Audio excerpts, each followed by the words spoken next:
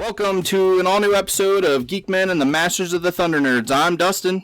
I am Bo. And this is the podcast that talks about all the things you love.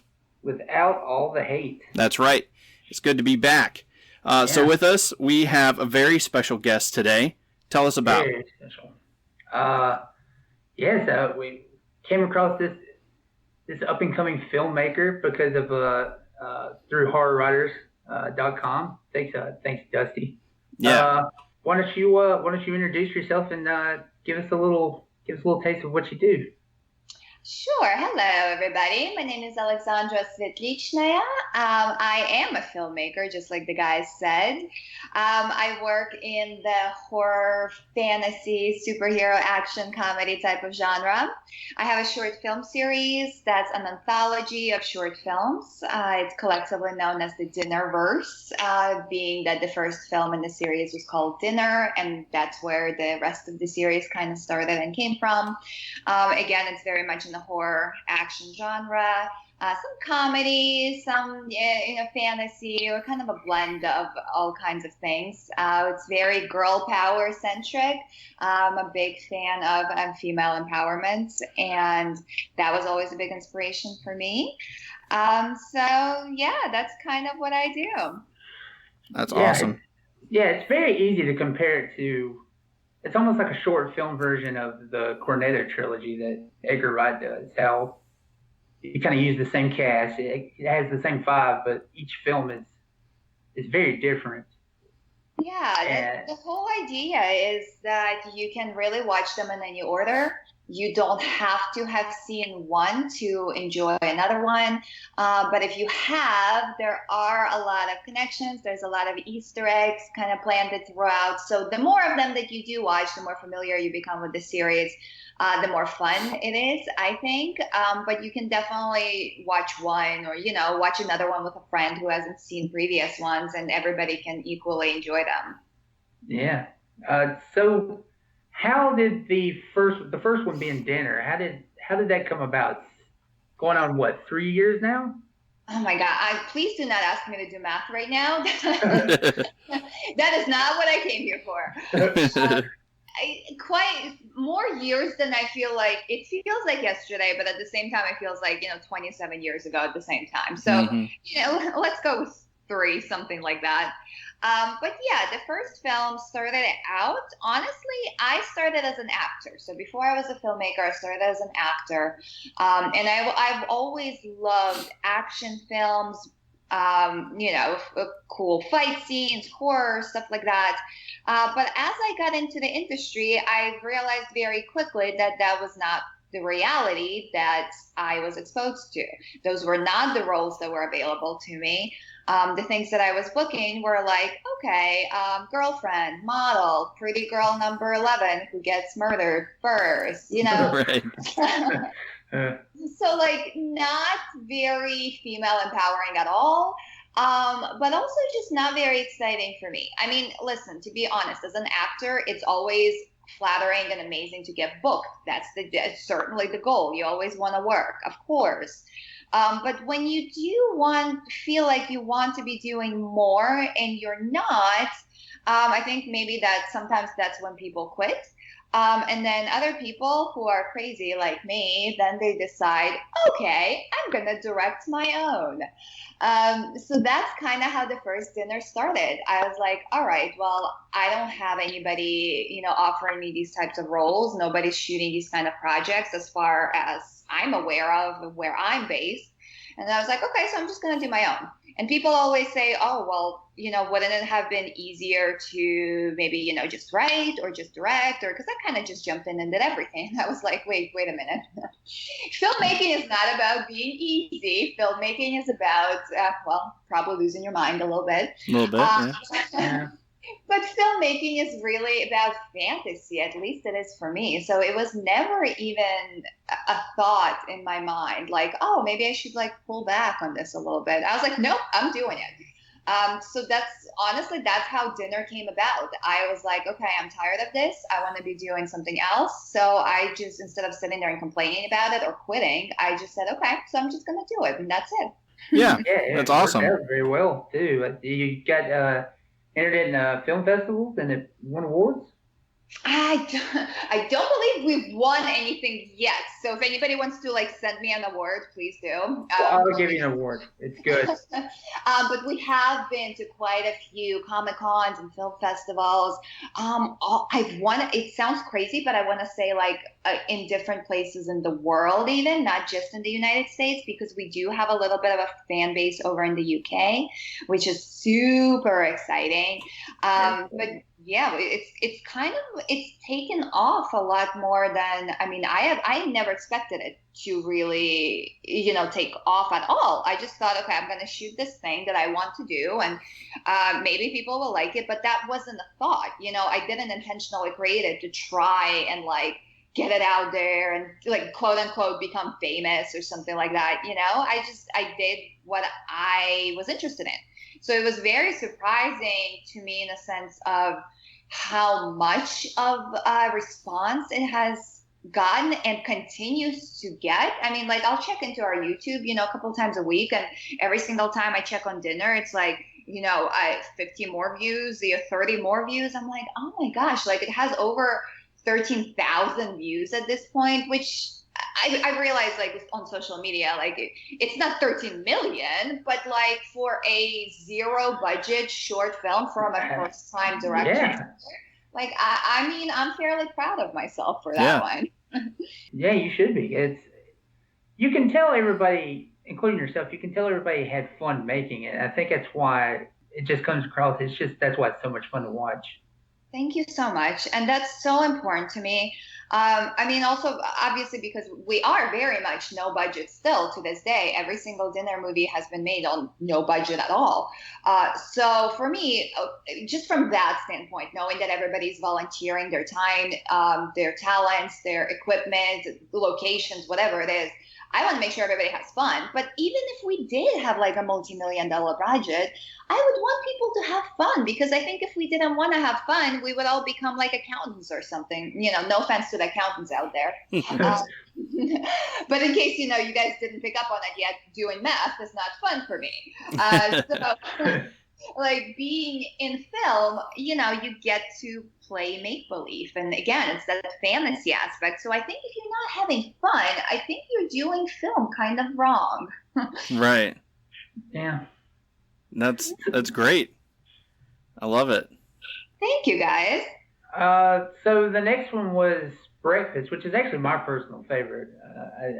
I don't know. There's something about the story. Thank you. It just hooked me. But well, I think for you as an artist, Bo, I think the idea of having your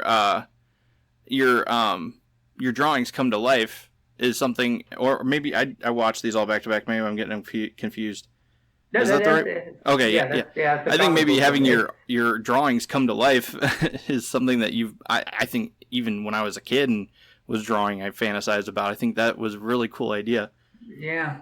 It had a really good hook on it. Plus the old focus on underground indie comics too. Mm-hmm. They just have their own look and aesthetic to them that mainstream comics just don't they just don't have. So where did the idea for this one come from? So Breakfast is, first of all, it's the dinner movie that we went to San Diego Comic-Con with. So that was incredible. Obviously, you guys know, San Diego Comic-Con, that's like that's the mothership of all the Comic-Con.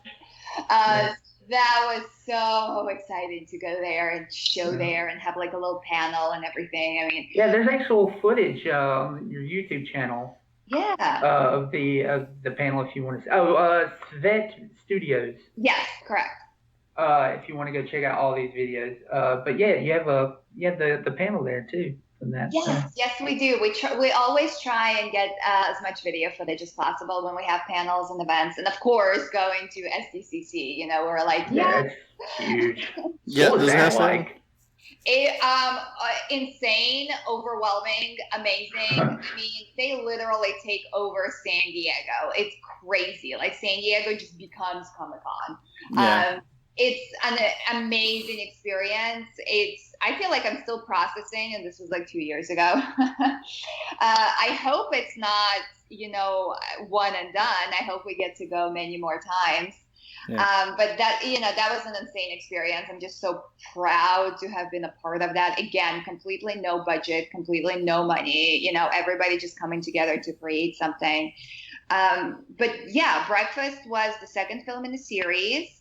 It is some of the same characters as Dinner, just kind of recapping for the audience, if they haven't seen it yet. Some of the same characters, some new characters. We're always introducing new characters into the series, and you never really know where they're going to pop up. So always kind of keep your eyes open. Do not be on your phones on Instagram while you're watching Dinner movie, okay? Not that I would ever do that, but so Breakfast was super fun. I love that you guys picked up on the comic book art, because we did work with a comic book artist named Miranda, who created the comic book that is the center of Breakfast. And then we had some other local artists just allow us to showcase their work in the comic book store scenes. Just so anything that you're seeing in the foreground of the frames, any comic books that are close to basically the front of what we're looking at of the scene, everything was used with permission and featuring as many local artists as possible. So, I mean, that was super, super fun. I never want to use anything that's already been created, like any kind of stock footage or, stuff like that. So everything in, all of the Dinner movies is created specifically for that film, and that includes the music. We've never used stock music in anything. We've always had either original tracks that were created for the film, either scored to picture, or tracks that haven't been released previously, licensed to us by the creators.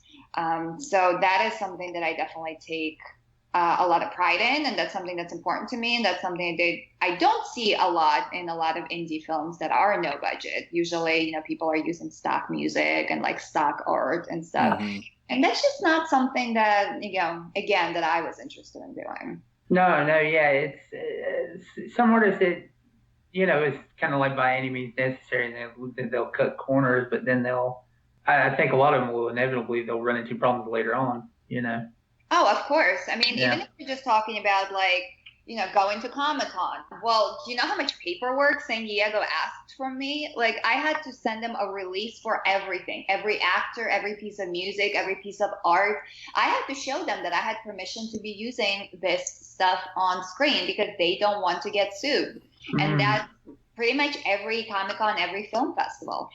Wow. So you definitely, that's something I feel like a lot of, first-time filmmakers or just somebody who's not super experienced, they don't realize. And yeah, that's where they can definitely run into some trouble. So it is very important that you're looking at everything. I mean, as much as I talk about the fantasy aspect, the practical aspect, the business aspect, all of that still has to come together as well. That's very interesting. I didn't know that. I can't imagine the technicalities of just the legality of that, having not knowing that and running into that at the last minute. Yeah, I mean, there's definitely a lot that people can definitely get in trouble with and not knowing. So it is, I think, is very important to, if you, say, if you're a first-time filmmaker, you're interested in getting into it, definitely even social media. Again, this is how we connected, right? So I think social media is an amazing tool. Connect with filmmakers, join, groups on Facebook, ask people questions, see what they're, discussing, see what kind of information they are sharing. I mean, sure, there is a certain amount of quote unquote gatekeeping in films sometimes, because sometimes I think people feel like they want to hoard information or hoard their projects. But I feel like that is a very old school mentality that is thankfully going away, because I think a lot of the new generation of filmmakers, we are a lot more collaborative, and we do kind of believe that, the more work there is, the more work there is for everybody. So I definitely don't believe in, just finding this stuff out and then just keeping it to yourself. I don't want to be successful because other people didn't have access to the same information that I had or something like that. I want to be successful because maybe I did something the best or better than somebody else. given that we're all on a more or less, even playing field. Right. Otherwise, like, it's kind of like, what is the purpose of it if you're really just kind of just stepping on people to get somewhere? I mean, that's not something that I subscribe to, and I feel like a lot of people don't anymore, which is really encouraging and great for creative, world in general, but for film specifically. That's well said. You're on the right show too. Thank you. That's beautiful.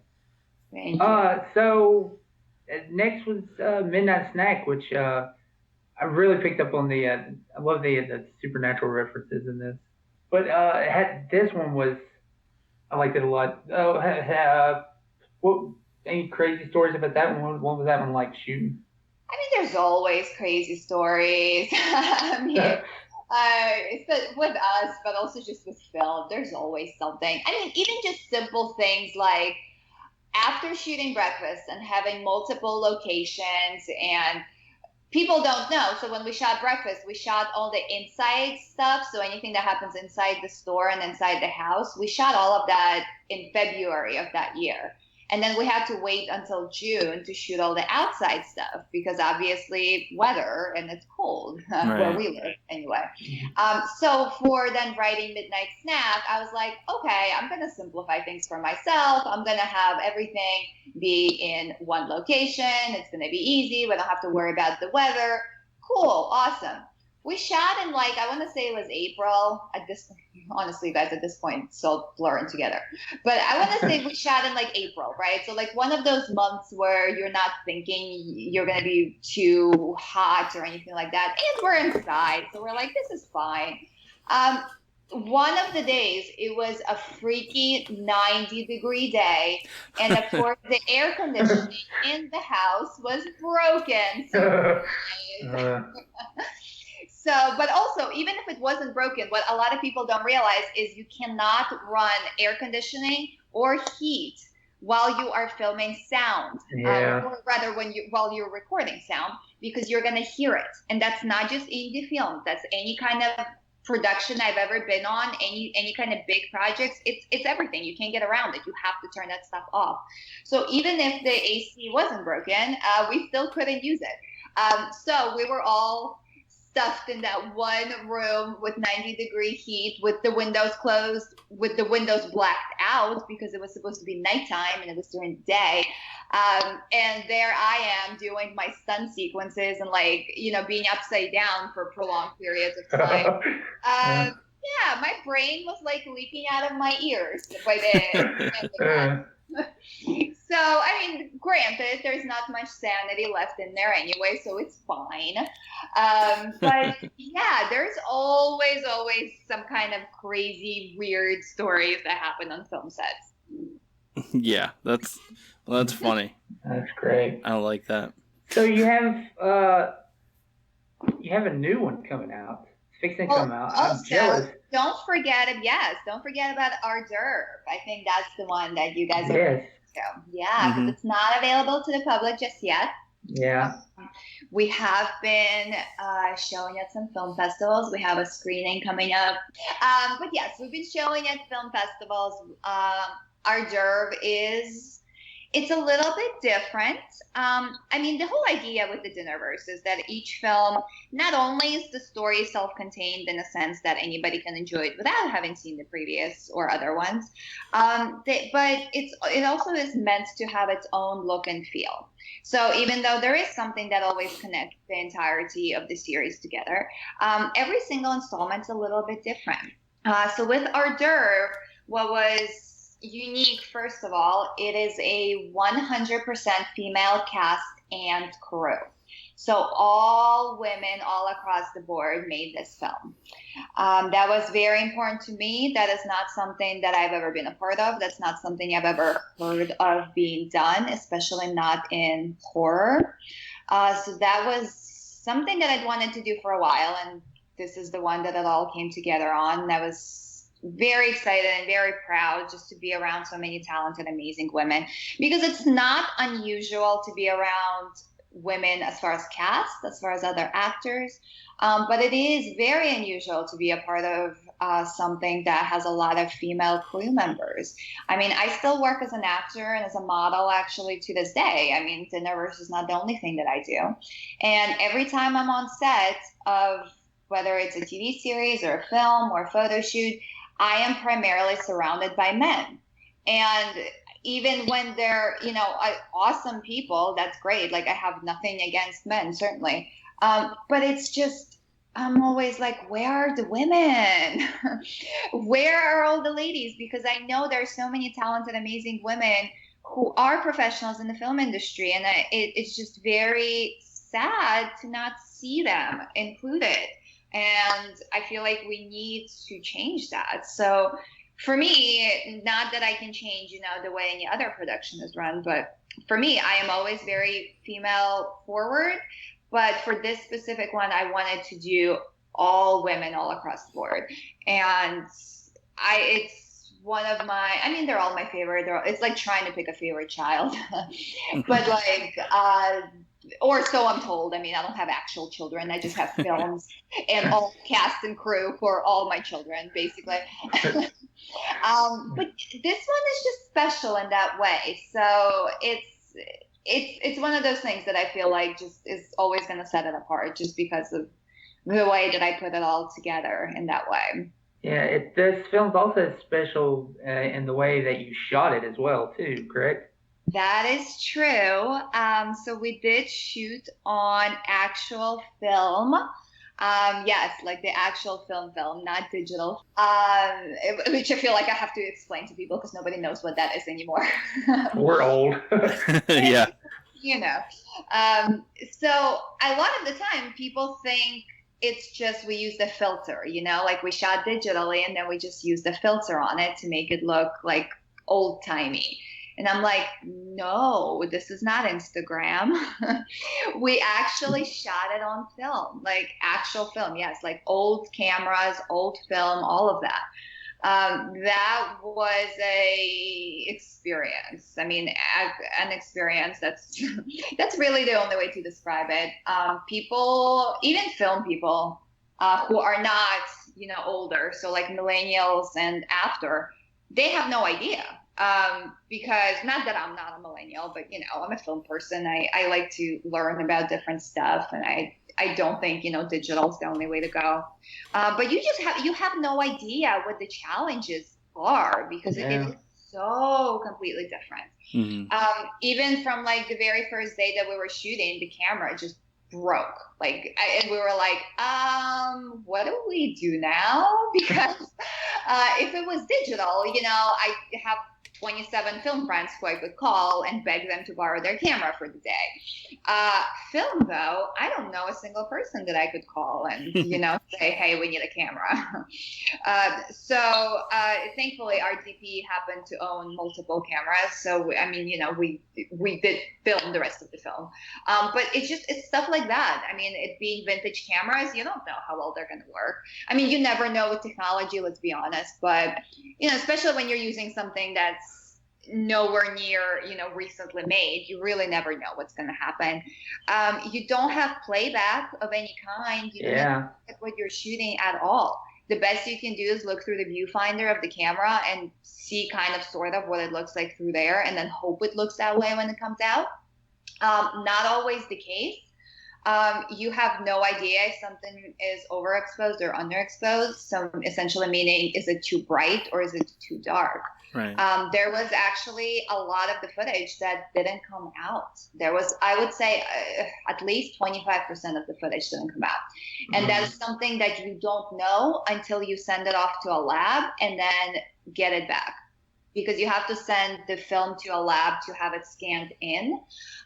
Because we did edit digitally. I would have loved to be able to find an editor who did edit, actual film, but that is a little bit of a tall order at this point. I really don't know anybody who's, even remotely close to editing actual film still. Yeah, that's a process. Yeah, that's a process. So we did have the film digitally scanned in for editing, and that's when we found out that a good portion of it didn't come out. So shooting on film is definitely challenging in and of itself. And then obviously adding to that, any other challenges that are just normal to the film industry. And it's definitely, I am really happy I did it. I always want to challenge myself as a filmmaker. I don't know if I would want to do it again, though. Yeah, well, I can see how that would be a trying experience. So I know some people swear by it because there's just like a certain feel, like with records and stuff, or right. Like, oh, it has a certain sound, and it's just like, well, or you could have your entire music library and never have to get up and change it. Sure. So it just depends on your preference. Yeah, I mean, it's always like, we're all different. I mean, I'm a little bit in that sense as far as like books go. Like, I cannot read stuff digitally. Mm-hmm. Like, I need an actual book in my hands that's made of paper. Like, it's not the same for me to read it on my iPad, Right. So I get it. I do get it. And never say never. I feel like there's very little things just in this universe that I feel like I can say, never will I ever do this.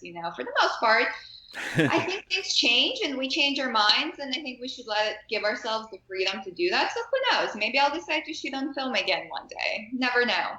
Yeah. So, you recently, can we get a tease?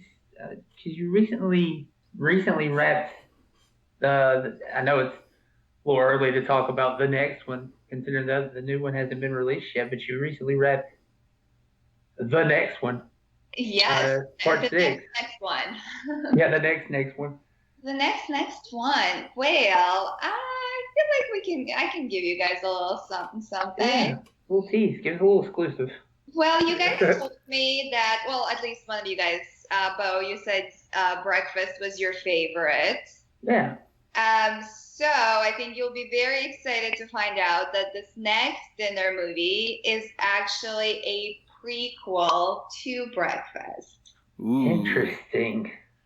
Oh, yes. Very interesting. I like that.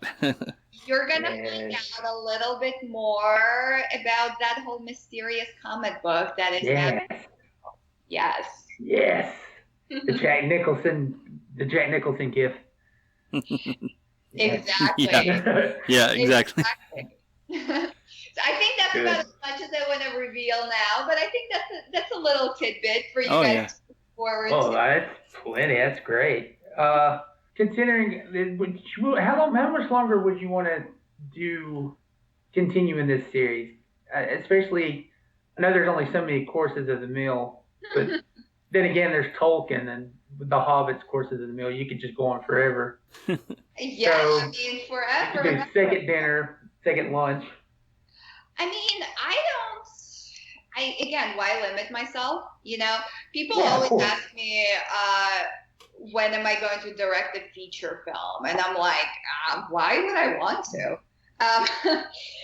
For me, I think, not that I will never direct a feature, I'm sure I will, but for me, I have always been a person that loved television. So I love movies, I do. But I love, like all caps, love television.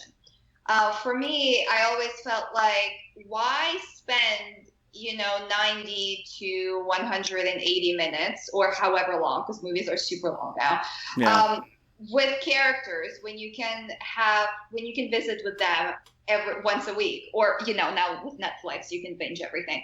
But like, if we're thinking about like the traditional TV model, right? Like you could these characters become a part of your family almost. You watch them once a week and you learn so much more about them than you ever could in one feature film. Or, I mean, yes, there are series that are features, but it's not, to me, that's just not the same. So I think that's where the anthology short film format really appeals to me, because we do get to come back and bring these characters back over and over again and tell new stories. So, I mean, the dream would be to be on a streaming service like Netflix. I mean, that would definitely be my top choice. I mean, listen, if like Hulu wanted it, I'd be like, fine, it's fine, I'll take it. But like Netflix is definitely the dream. So that would be an ideal situation for me, to be able to develop it, or rather not develop it, but just move it over to a platform like that and just continue with it for, the foreseeable future. I mean, we don't know what, the future holds, but this is something like I can see just coming back with my cast and my crew, just whenever we felt like it, if nothing else, and just creating more. I mean, because hopefully all of us are going to be very successful and other, projects as well. But the Dinnerverse is something we can always come back to. So I haven't thought about that. I haven't thought about like how long I would want to do it because I have so many ideas. So I don't know, maybe if there's one day when I run out of ideas, but that's probably going to be the day I get hit by a bus, because otherwise I don't see myself running out of ideas anytime soon, because I just want to do so many things and I want to try so many things. So yeah, who knows? We're just going to keep eating, Yeah, as far as like the way your sort of short films are, it sort of reminds me of like, and the way you like TV, it sort of reminds me of like a Buffy. I could see you directing like a Buffy remake or American Horror Story season. Like I think that would be something I could see you fitting in and doing. I love that. I mean, obviously, anybody who watches even a single dinner movie probably picks up on my love for Buffy. So anytime anybody mentions Buffy and me and Dinnerverse in like one sentence, I'm like dead. That's it. I'm like amazing. So anytime, Buffy, I'm like, yes, anything Buffy related, yes, except for a remake, because I don't believe in that. I think, Sarah Michelle, I know she wasn't the first Buffy technically. Yes, there was the movie before. Right. But for me, Sarah Michelle Gellar is always Buffy for all of eternity. But I do think, that universe that was created is so enormous, really. So like you could go back into the Buffyverse and not have a remake, but tell another story. So if that is anything that is remotely in my cards anywhere, in the future, that would definitely be the dream. That would be incredible. But American Horror Story for sure, that is something else that we do speak about as far as like inspiration for the Dinnerverse and such, because they do, the different seasons with some of the same cast or even most of the same cast. Right. So yes, I mean, I think that is, aside from it being amazing comparisons and like just being mentioned with those amazing projects is incredible. I think it shows that there is a market and a fan base out there for something like the Dinnerverse. Right. So, Netflix, if you're listening, call me. I'm available. Exactly right. We'll tag them. Yeah. Please tag them. Let's tag them, and then they'll have to give me a series just so I would shut up, which is fine. I will take it. and along those lines, now correct me. It might be a while, but I could have swore they were doing like a sequel. They weren't calling it almost like a soft reboot of Buffy. Oh, Buffy, I've heard that. I mean, obviously, I don't know anything about it professionally. Yeah. I think originally they called it a sequel, and everybody lost their minds. And then they backpedaled really quickly and said, no, it's just going to be in the same universe. So people were kind of like, okay. So I have no idea if that's gonna, come off the ground, because I feel like we have been hearing about a Buffy relaunch of some sort for a long time now. I do feel like, at least from my understanding, the majority of the original fan base is not really for it, because like me, we are very much like Sarah Michelle Gellar's Buffy, and that's that. But I would love to see something in that universe, like I was saying earlier, for sure. Like there's so many other stories to tell, so many other, slayers they could explore. They could go back and even tell the story of some of the slayers that were referenced in Buffy, like slayers before Buffy's time, right. Back in the 80s, or, even before that in ancient times, there were other slayers. So they could do that. They could go forward into the future. They could even talk about, okay, right here, right now, 2019, not Buffy, but somebody else, because obviously the way that Buffy, the TV series, ended, no spoilers, guys. I mean, I guess the show ended forever ago. So if anybody is mad about spoilers, like, stop. But, people want to be offended at everything. It's fine. But when the show ended, there wasn't just a singular Slayer anymore. Right. So there's so many more stories to tell. I feel like if anybody tries to remake Buffy, that's just lazy. Don't do that. Right. So I know studios are remaking everything now, so it's like that's the trend.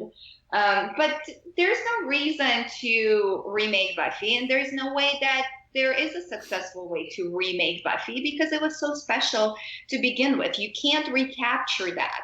But you can visit the world, and you can create something else that's going to be an amazing part of that world. So right. I really, really hope that that's kind of the route that they take. I mean, I will certainly check it out if or when it does come out.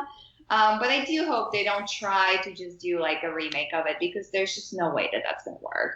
Yeah, well, right. And I mean, they have a model for it if they want to see. Because in my opinion, when Supernatural opened up the idea and said, there's more than just Sam and Dean as hunters. There's a whole network of hunters, and they work together.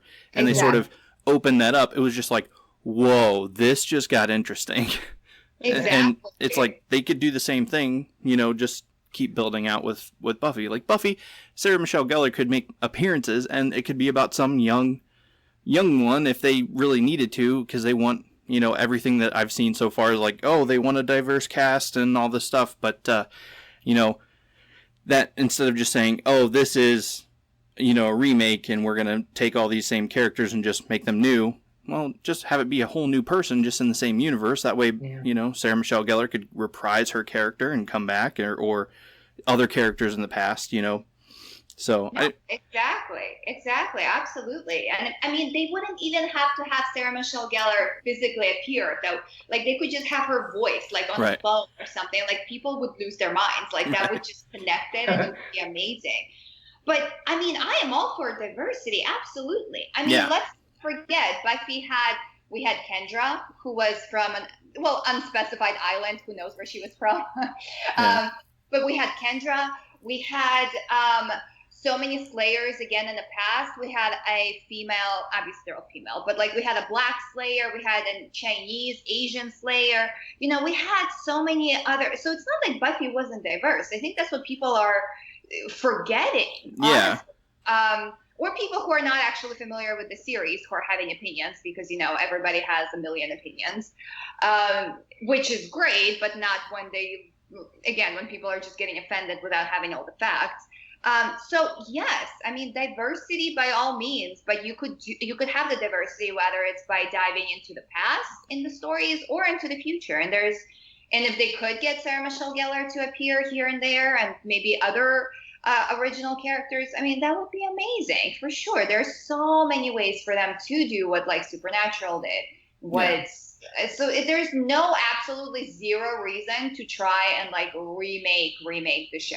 Absolutely zero, as far as I'm concerned. Yeah. It's funny, all this Buffy talk, because this set me up perfectly for a little game here. Oh, okay.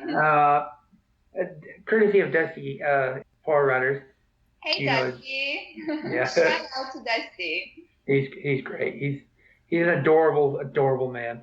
I'm sure he's going to love being described as such. He will. He'll like it. He wants to know your top 5 favorite Buffy villains. Ooh, top 5 favorite Buffy villains. Oh, that is interesting. Okay. I don't know if I can name them as like my absolute number 1 and then like the least 5. So I'm just going to say no particular order. Okay. I mean, I love Drusilla. I think she was fantastic. I love her storyline, because the more you get to know her, the more you realize she didn't start out evil. She ended up being that way, which ties us to Angelus. I think Angelus is definitely in my top 5. He was just David Boreanaz. Also, just his performance, the way he was able to switch between playing Angel and Angelus is just mind-blowing. Every time I rewatch the show, he's such an incredible actor. I feel like people don't realize how gifted he is, because he hasn't really played anything else that was I feel like that diverse. He's really stuck to like real world characters, which would make sense, like because Angel is going to be what he's remembered for. Let's just be honest. For everybody, all of the Buffy characters, actors, they're so iconic, and that's just a career role, So, all right, so Drusilla and Angelus. I have to say Spike. I feel like I'm being so just like I'm naming the highlights, but I mean, how can you not say Spike? Like, obviously, before the Soul, while he was still evil, he was just great. Like, he was just so entertaining, and just like theatrical. And and him and Drusilla and Angelus had this whole weird like dynamic. It was like family, but not. But I love them. Let's see if I can get a little bit more unique here. I mean, the Master, you can't, this is not unique, but like the Master, you can't forget the Master. I mean, that's season 1,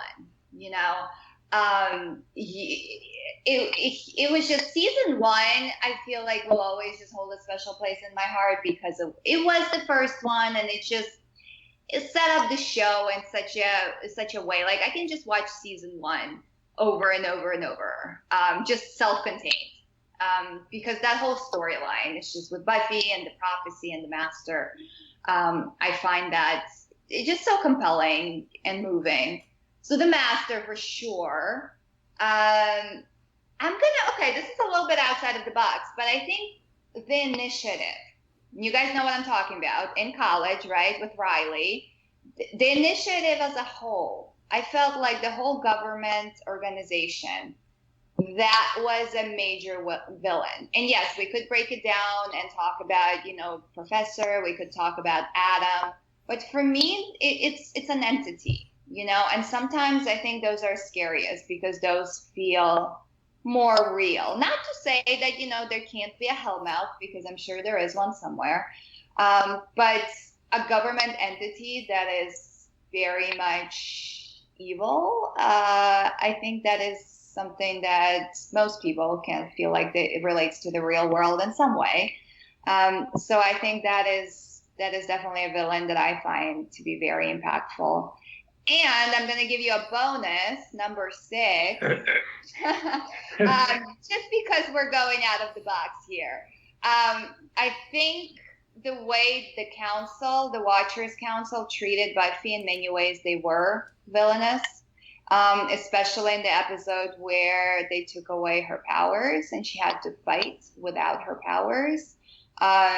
It was just the definition of evil, I think, in so many ways, especially being a group of old men controlling a young woman, which is so relatable to what's happening in the world now, in so many different ways. So I think that is definitely a villain that was awful, but also is important, and we can't forget that because it's so relatable to the real world. So we have some, a variety of villains there. I hope that, Dusty, that satisfies your curiosity about this. That's a great list. Oh, there's a second part to this question. How would Dylan, your character from the films, fare against those villains? And you get to pick 3 weapons per villain. Ooh. Well, now I have to count again. You guys are killing me. Okay. How would Dylan fare against Drusilla? I mean, some battle details. Right. I considering I am super pro women, I feel like I would try to make friends with her first and see if that would work. But I guess you can't reason with crazy, right? So we might have to fight her. Well, considering she's a vampire, I mean, we kind of need these stakes and holy water and crosses and all of that.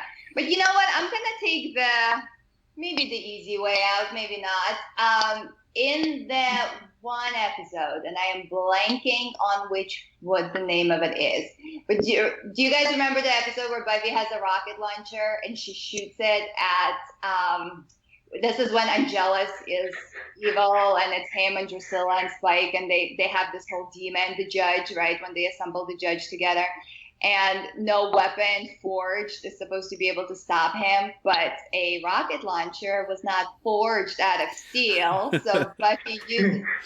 So you know what? That's going to be my cop-out. I'm going to use a rocket launcher for everything. That's awesome. Just so I don't have to count weapons per villain. That's it. Rocket launcher. Rocket launcher, or, you know, when it comes to our more abstract villains, you know, maybe use my independence as a woman, you know, to stand up to the Watchers counselor. But this is getting very, like, rhetorical. I feel like this is not what Dusty had in mind. But this is what happens, Dusty, when you ask me these kind of questions. Yeah, I like that. So just to recap, first, diplomacy. If diplomacy doesn't work, rocket launcher. Rocket launcher. To the face. Yes, exactly. I mean, you know, I like extremes. It's yes. One side or the other, there's no in between. And on top of that, it's a deep dive into the actual show. Yeah. That's super geeky. Yeah. I'm going to say she won. Yeah. Even though there was no competition. Well, when does hors d'oeuvres release? So that is something that we are debating on based on, you know, the festivals and the screenings and such, because we do still have them coming in. So, and just for anybody who doesn't know, generally while a film is being screened at festivals and Comic-Cons and such, they don't want it to be available publicly, obviously, because that makes sense. You know, like, why would people go to a screening to watch something they can just hop and watch on YouTube? So I will say by the end of the year at some point, I am excited to have it come out to a wider audience, because so far it's only been screened at festivals, so only people who have been there have seen it. And also for the press, for anybody who's reviewed it, they've seen it. But it's always exciting when the general audience is able to view it and just see what people think, especially, you know, compared to the previous dinner movies, because it is quite different. Yeah. That's. Could you? Oh, go ahead. Sorry. Oh, I was just gonna say it's cool that you know, the whole all women cast and crew. I think that was a cool idea, and I was watching the one of the panels and where you were talking about shooting it all in film, and I think that's awesome too in today's, you know, day and age where everyone's even shooting movies on iPhones and stuff like that. Like, for someone that's used to shooting digitally to shoot on actual film, it's just, I think that's a cool thing to see. So it's exciting. Yeah. Yeah, it's always fun to just try and challenge yourself in your field, just to kind of get a sense of what you can and can't do, and just to learn. No, and I agree. I think sometimes people get stuck in just doing what worked the first time. You know, if, say, they had a great response to a film that they made, then they just stick to that. But that's where we kind of ended up with a culture of remaking everything, you know? Yeah. So I think, just keep challenging yourself, keep being creative. Don't play it safe, you know, because what's the worst that's going to happen? You're going to be back in the same place you already started, because ultimately when you quote unquote fail, that's where you are. You just go back to where you were. So it's really not that scary when you think about it. I think what is quite scary is if you just kind of linger and stay the same and don't grow, you know, kind of plateau on one level, whatever that is. So I think as long as you're trying, that is the key. Because, you know, the definition of success is different for everybody. For some people, it is awards. For other people, it's going to Comic-Con. For other people, it's just shooting something, just having something to show their friends. Maybe just writing a script. That's a definition of success for someone. So I think it doesn't really matter what your definition of success is, what other people's definition is, as long as you are doing just something, just anything, especially if it's something you want to do and you're holding back for whatever reason because you feel like you're not ready, or maybe you're not good enough, or maybe other people are better, or maybe other people have stuff that you don't have, or have resources you don't have. Well, guess what? That kind of thinking, you're going to bury yourself forever. You're going to be waiting until you're ready for the rest of eternity. And I always think you regret things you don't do you don't truly regret things you do. I mean, listen, let's not get, super dramatic. Maybe if you murdered somebody, you probably regret that. It's not good. Don't kill people, okay? But as far as pursuing things, I think if you try something and maybe it doesn't work out and maybe it doesn't reach your definition of success, but you don't ultimately regret it.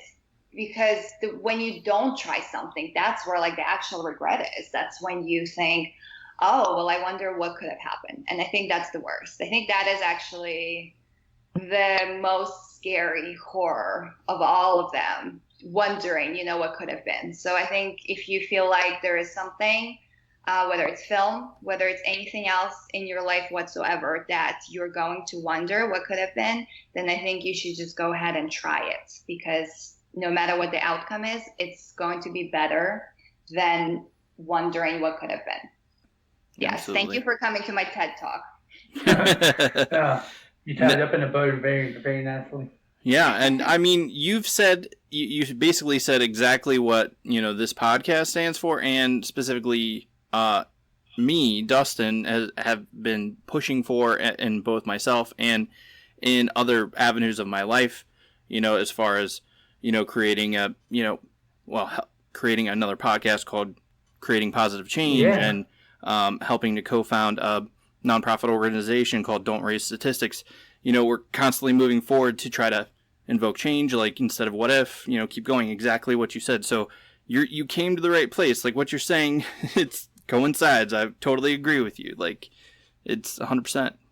Well, I try to believe that, the universe has a way of making things happen or bringing people together. And I think sometimes it's hard to believe that based on what's happening, maybe in your own personal life or in the world in general. But I think at some point there are just too many coincidences that just feel far too strong to just be a coincidence. So I think sometimes, meeting the right people on social media, it's just a little bit of the universe doing something. Who knows what she's doing, but she's doing something. Well, speaking of social media, where can we find you? Where can you find me? Well, so we talked about YouTube. So Svet Studios on YouTube. That's where the Dinnerverse lives. That's where we have all of the films that are available to the public. Also panels from Comic-Cons, festivals, behind the scenes footage. I love blooper reels. Okay, those are my favorite. We have some good ones up there. They are. They're very good. Thank you. So definitely check that out, Svet Studios on YouTube. We also have Dinner Movie Universe on Facebook. That is where we like to post, again, behind the scenes stuff. I mean, of course, the films as well, but behind the scenes, social media, I think is great for that. So when we are shooting, just stuff from set, maybe little clips, still sneak peeks. So Dinner Movie Universe on Facebook. And then if you guys want to follow me specifically, I have Aleksandra Svetlichnaya Official, which is my Facebook page. Twitter is Alex Svet. Make sure you put both S's in there. It doesn't work. And then Aleksandra Svet on Instagram. I really like sharing on Instagram, especially stuff on set, because it's like a really quick, easy way to just go behind the scenes of what's going on, because there is always a lot going on the film set. So Instagram is always a fun way for me to do that. And also Svet Studios now has its own Instagram. So we have Svet.studios on Instagram. And then Svet Studios also is on Twitter now, just Svet Studios. So lots of ways to follow us on social media, depending on, maybe which outlet you prefer. Or, if you want to follow all of them, we're not going to be mad about that at all. We try and keep things consistent and interesting. And I always like interacting with people and just even seeing, what people respond to. Because it's interesting to always even just hear which dinner movie is the favorite. Because I hear so many different responses. And that's great because they resonate differently with different people. And that's always the idea. That's the goal. Yeah. That's how you got my attention. Just your personal, reaching out for my personal curiosity about, Dusty's article. Well, I'm glad it wasn't disappointing. No. I'm glad you reached out. And I'm glad you came on the show. I'm sure we'll have links. Yeah. Yep. Links in the description for everything. Let's face it, people's attention spans are not very long. So gotta make it easy. No offense, people. In general, my attention span is not what it should be. I mean, I said it was morning an hour ago. So, like, let's be serious. Yeah, it's like, for goodness sakes, we can talk face to face, but if you don't send me like an email or something with all the details that I can just click on, I will forget it. That's why even as you were saying it, I was going on making sure that we were already connected and stuff like we already were. So it's like, oh, cool. Apparently we did at some point, and I just, just making sure. Oh, yeah. Gathering all the links. Absolutely. Yeah, you need like that. Something that's like a physical reminder there, because verbally it's one thing, but it needs to be written down. And definitely clicking on something is so much easier than like trying to get people to spell my name, which is just mean. Yes, I think links are very helpful for sure. Yeah, these are fantastic, and the Dinnerverse is something that I'm very much looking forward to watching more of and following, your career and, Well, I don't think you said what was your favorite, because Bo said you like. Yeah. Which one's your favorite? Well, I would have to agree with Bo. I think that is my favorite. I do, however, I will say I liked a lot of the lighting that you did in the and effects that you did in the first dinner. Thank you. So like how you had it go black and white, and then it cuts to just, full color, and just how you had that spooky, sort of vibe, and then you did a lot of quick cuts during the action. I thought that was very well put together, and I enjoyed that. I thought it was very good cinematography, so I enjoyed that. Well, first of all, I love all of that. Thank you. I especially love that you mentioned lighting, because here's some behind the scenes stuff. We had one light and a fire pit to light that entire movie. Yeah. Well, and the moon. We had a nice full moon. But then, of course, for the scenes where we needed a full moon, it was in the wrong spot, so we had to create our own. Yeah. And that's, I think all of that, even though through the challenges, it felt authentic. You could tell you definitely were trying to do that. So you pulled it off, basically. Thank you. That definitely means a lot. And that you guys enjoyed, breakfast and all of it. I mean, all of that means a lot. Thank you so much. Mm-hmm. Yeah, definitely. It's the right time if you haven't watched those films, considering it's in Halloween week. Mm-hmm. You should definitely check all of them out. I mean, you can clear them out in a day, easy. They're really fun. Just sit down and watch all of them, all the behind the scenes stuff.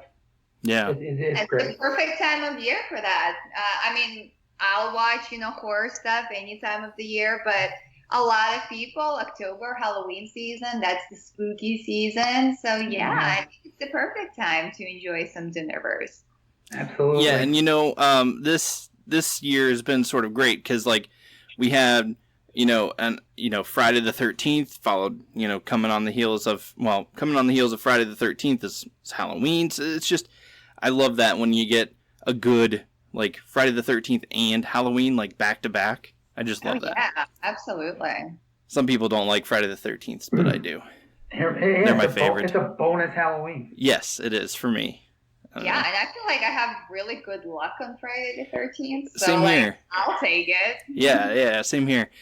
Oh man, well, you know what? We don't want to take up too much of your time. We appreciate that the time you've given us, and it's been a blast. And Absolutely. Again, I can't tell you how much we appreciate this and how excited we were to talk to you, and we look forward to seeing the next Dinnerverse movie and watching your career as you continue to move on through everything you got going on.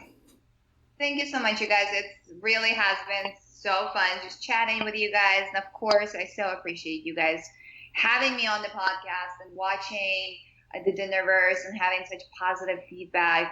It really is. That does never get old. It really doesn't. Maybe people think, oh, well, 13,000 views. Like, don't you think people like it? You should, hopefully. But it's always just great just hearing positive feedbacks, especially for anybody, I'm sure, but for an indie filmmaker, I'm not making, my living with the Dinnerverse by any means. We have exactly no budget whatsoever. So it's to know that your efforts are well received. It always means a lot. So I really appreciate you guys, and thank you for supporting. Yeah. You're most welcome. Excellent. Continued success. Yes. Yes, for sure. Absolutely. Not planning on stopping anytime soon. Good. Yeah. Well, thank you guys. I'm looking forward to hearing this podcast. And then, I'm gonna listen to myself talk. That's not weird at all. It is always weird to hear yourself talk. I've since gotten over it a little bit since I started podcasting, but it's still weird. It is always. It's the same thing for acting, watching yourself on camera. Yeah. Always weird. Alrighty, well, this has been another episode of Geek-Men and the Masters of the Thundernerds. And until next time, I've been Dustin. I've been both. Have a good one. There you go.